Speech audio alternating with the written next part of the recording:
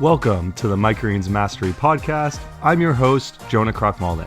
Together, we'll explore the art of turning tiny seeds into a thriving microgreens empire, sharing insights, coveted secrets, and strategic wisdom from building one of Canada's largest microgreens farms.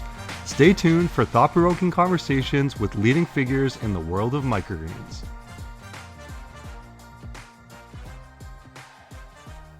In this thrilling premiere episode of the Microgreens Mastery Podcast, we're about to uncover the incredible journey of Living Earth Farm. From its humble beginnings, its meteoric rise to becoming one of Canada's leading microgreens farms, to the game-changing developments that ignited the inception of this very podcast. Let me start by sharing the condensed version of this story before delving into some interesting details and the lessons I've gathered along the way. My journey in farming began quite simply, with a seed planted in my dad's garden during my childhood.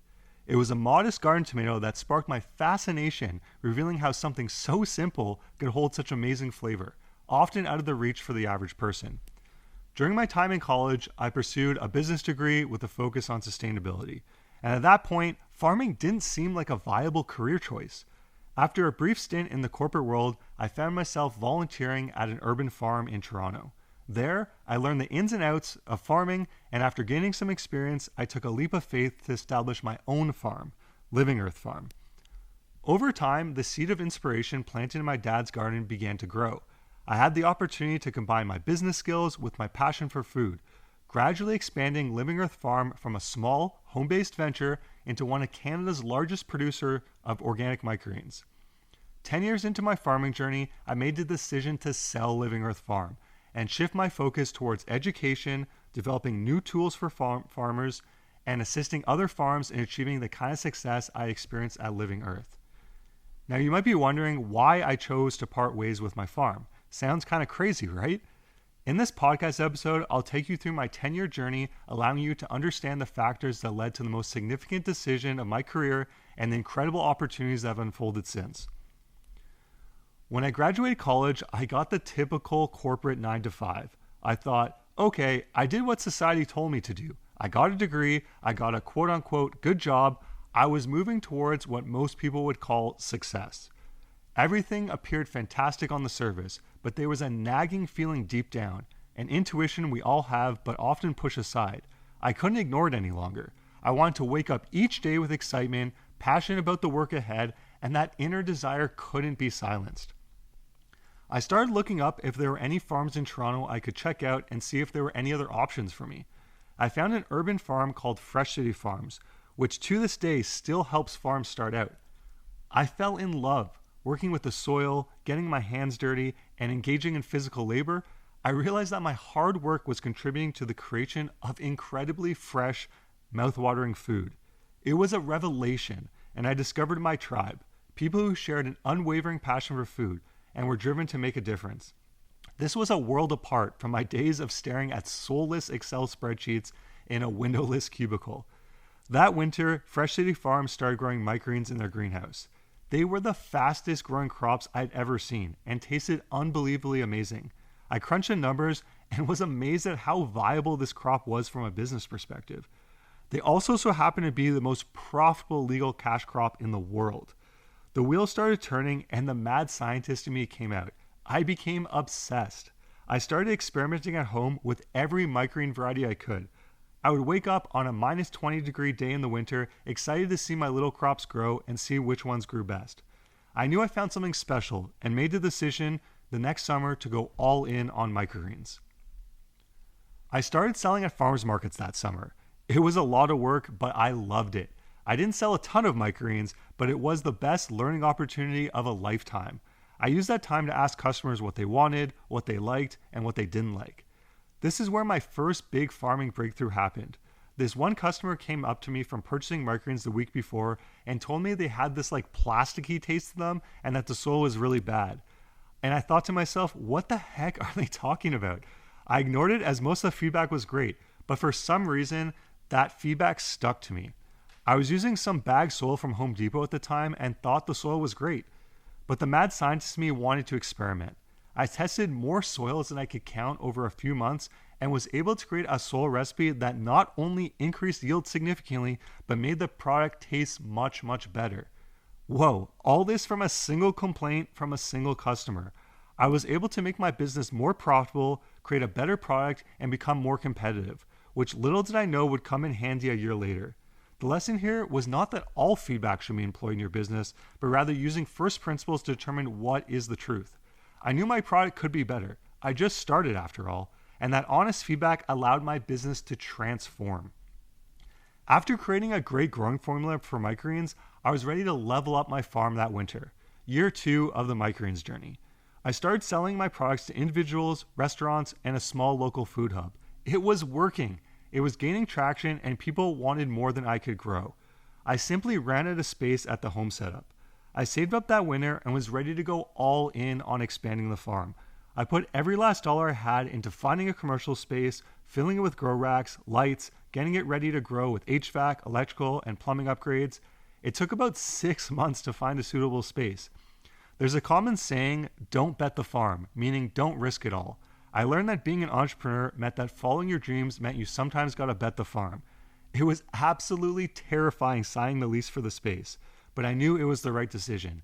It was the complete opposite gut feeling than working the 9-to-5 job I had. It was exciting and thrilling. The first few months of the expansion went great, but I hit a stumbling block. At this point, I was only selling living microgreens, meaning they were grown and sold with the greens uncut. It was great from a time perspective as there was no harvest and was super efficient, but I was finding it more and more difficult to get new customers. It went on for months and months like this. I felt defeated. I thought I had it all figured out, the business model, the growing recipes, getting the commercial space. This is when the second big lesson of my farming journey kicked me in the butt. People are lazy. While a few customers love the freshness of living product, most didn't want the hassle of cutting their own salad, disposing of the soil, and hoping mold wouldn't form before eating them. The average person wants convenience, not more work in their busy schedule. I knew I had to change something, but I was lazy too. I had a choice to make, either continuing doing what I was doing or adapt and grow. Being the lazy person I was, I decided cutting microgreens by hand wasn't the business model I wanted to cultivate. It would be too expensive to mass market and too time consuming. Here, the curtain rose on the third pivotal chapter of my farming journey, automation. If I didn't want to cut microgreens with scissors or a knife, what would I do? I spent countless hours figuring out a system to build a harvester from scratch. But partway through, I found a company that already built this, the Quick Cut Greens Harvester. This machine felt magical. It would cut the microgreens in no time. I could spend 1 to 2 hours a week harvesting instead of 10 plus hours by hand. I found the way through my business model dilemma, and out the other side was the brightest years for Living Earth Farm. I automated and automated and automated. I bought a soil mixing machine, a tray washer, a seeding machine, automated watering system. I utilized spreadsheets to manage production, and so much more. This completely transformed Living Earth and allowed me to spend time on sales, and easy sales at that. I found out what customers wanted: distributors, retail stores, restaurants. Business was booming, and I couldn't keep up again. It was time to expand again. And this time, there wasn't anything more to automate, so it was time to start hiring staff. Living Earth more than doubled production almost overnight. We expanded 120% in a matter of 6 weeks. Racking, lights, plumbing, software, electrical, HVAC, even blowing up walls. We did it all in 6 weeks. 6 months after expanding, we had 3 full-time staff plus myself. The farm was smooth sailing despite a crazy large expansion. Then in a blink of an eye, COVID happened. Overnight, 40% of our business vanished. All of our restaurant distributors shut down. It was devastating. I was at a loss. I had no idea what the future looked like, but I knew growing food was still my passion and so important during the food shortages of 2020. We spent the next 3 months on a massive sales push to retail stores, as that is where people were solely shopping now. Practically everything else was shut down. And it worked. We were able to push past our record high sales pre-COVID, and Living Earth Farm came out the other side stronger and more resilient. I learned an important lesson during the early days of COVID. Diversity is critical in managing risk. If we solely focused on the more profitable restaurant industry, our sales would have been $0 and much harder to recover from. Having a diversity of customers, suppliers, crops, and employees not only allowed the farm to survive when many other microgreens farms went out of business, it allowed us to thrive. Soil became difficult to get supply of, seeds were out of stock, and hiring was challenging during the post-COVID boom. It was a tough time to run a farm, but having multiple seed sources, soil sources, employee hiring tactics allowed the farm to thrive in a very difficult external environment. During the COVID years, I started having new opportunities arise, including purchasing a property to Airbnb and building a microgreens business course with freedom farmers. This was amazing. I was able to delegate workflow from the farm to staff and focus on other projects I was excited about. Little did I know, I bit off more than I could chew.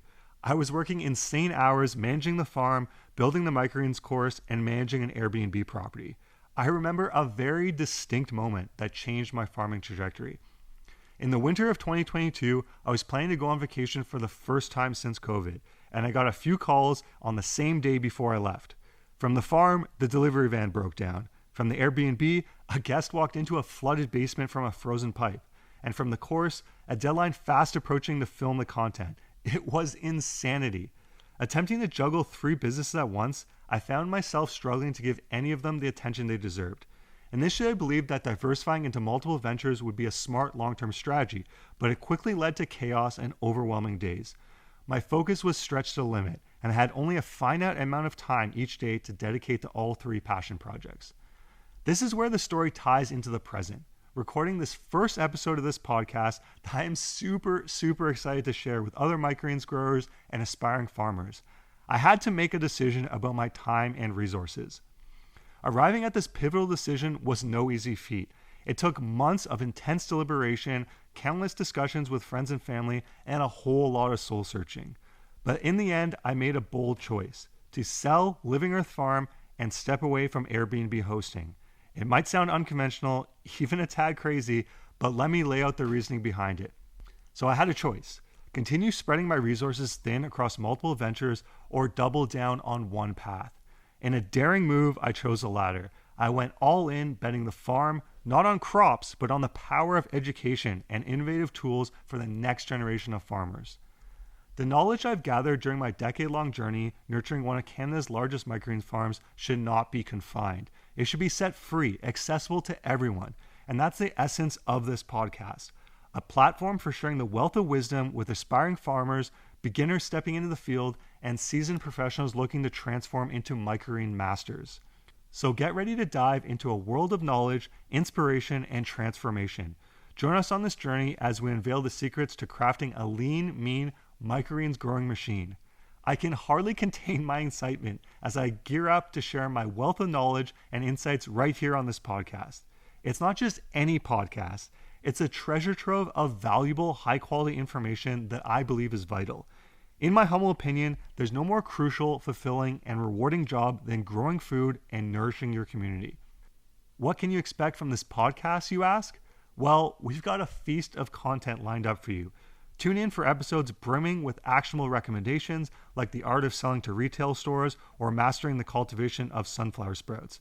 And that's not all. We're turning the spotlight on you, our fantastic listeners, with engaging Q&A sessions where I address your burning questions from social media. We've also got a lineup of incredible guests joining us from farms across the globe, each at various stages of their microgreens journey. So do me the honor of joining us every week as we embark on a journey into the captivating world of microgreens. Together, we'll unearth the secrets, hone our skills, and share the magic of microgreens. Thanks for tuning in to the Microgreens Mastery Podcast. To access a wealth of insights, just click the subscribe button, stay notified about each new episode, and enjoy all of this wisdom for free. If you're ready to supercharge your microgreens business, visit microgreensconsulting.com for a gold mine of guides and resources. We've transformed thousands of microgreens businesses, and you're invited to join the success story. Let's stay connected. Follow us on YouTube, Instagram, and TikTok at Microgreens Consulting for exclusive content and expert tips and wisdom. If you found this episode insightful, please leave us a review, spread the word, and let's share microgreens magic with the world. Until next time, let curiosity fuel your growth and may happiness be your harvest. Happy growing, everyone.